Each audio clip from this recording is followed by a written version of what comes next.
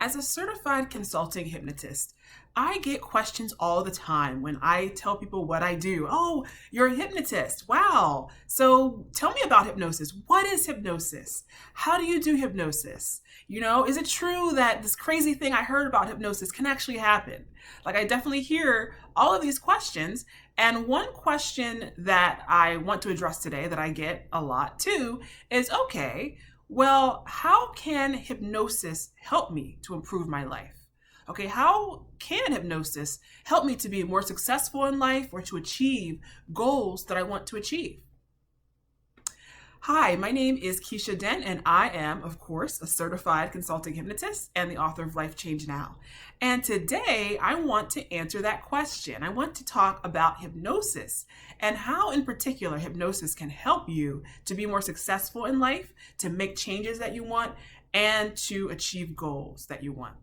Now, in order to understand how hypnosis can do these things and its role in doing these things, the first thing I want to talk about are three rules of the mind. Okay, so it's so important to understand how your mind works in order to understand how hypnosis can become a factor in being able to get you what you want. So these are three rules of the mind, your mind, three ways that your mind works, and how, though this can have incredible benefits, how this can also create challenges, okay, and issues for us.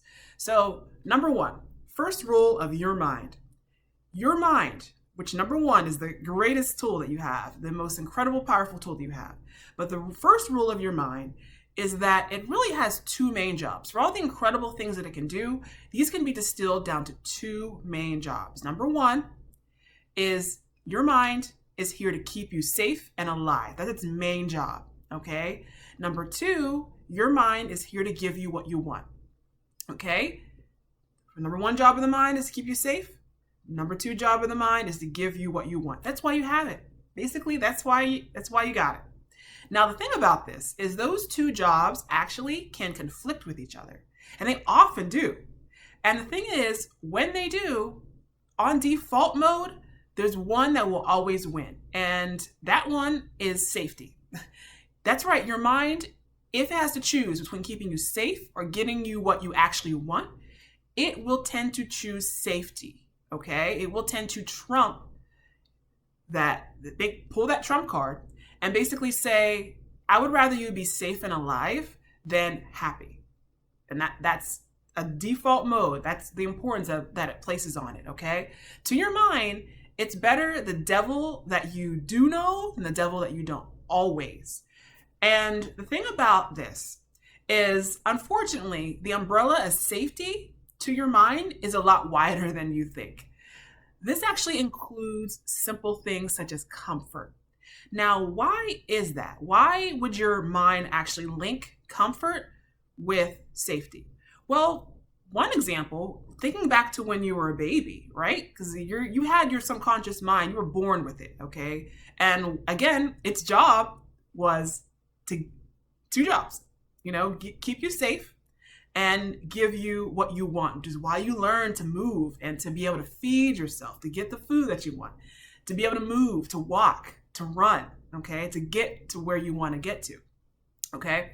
But when you were a baby, you were completely helpless. And you depended on other people to take care of you. And one way that it could do that was looking out for discomfort, because if you were too cold or if you had soiled yourself or wet yourself and no one took care of that and changed you, you can get very sick and die. So it's really important that you were very, very sensitive to your comfort so that you could stay alive and that you can move forward. Now, this is a thing.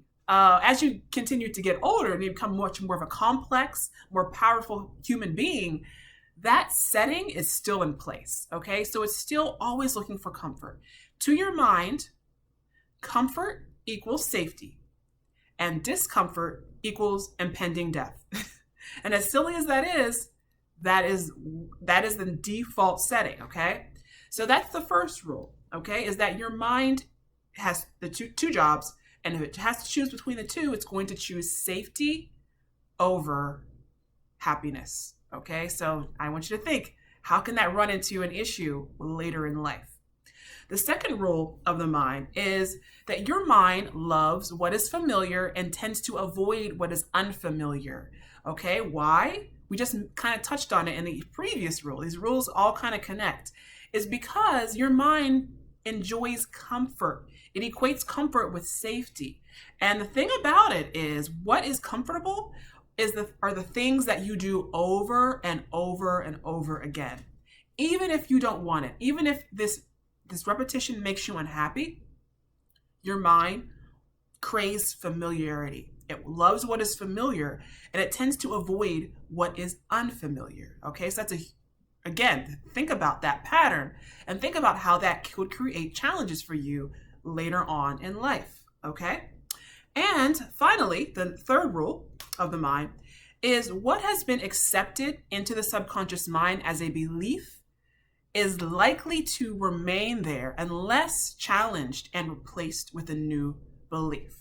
Okay, so I know it's a mouthful, but basically what that means is when you have made a belief, okay, about yourself, about your place in the world, about what you can and cannot do, what you're capable of, about how powerful you are or not powerful you are, that will tend to remain lodged into your mind and will drive your behavior unless you challenge that belief, disrupt it, and replace it with a new belief. Now, the reason that this can be an issue is because we so often form our subconscious beliefs about ourselves, about our limitations, about what we can do from early on. When we were children, when we were young, we were infants, back when we were the least powerful versions of ourselves. And again, just thinking right now, can you see how that can lead into an issue when you've learned things about the world from a point when you had the least power and the least knowledge? But yet, the mind tends to want to hold on to that information instead of accepting it as outdated, as false, as something that is not true. So, thinking about these things, how can hypnosis help you to become more successful at life, to be able to create change that you want, to achieve goals?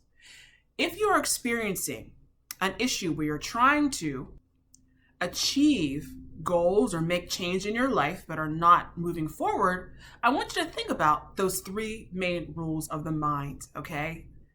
And think about how that could be playing out in your life and creating a block.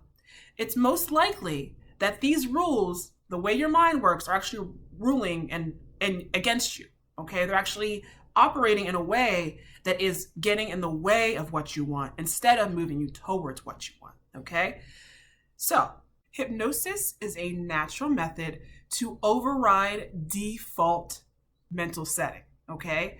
And that's really the quickest way that I can really put it, is that we've talked about how the mind works and how, if left on default mode, things can play out for you, but you don't have to have it that way.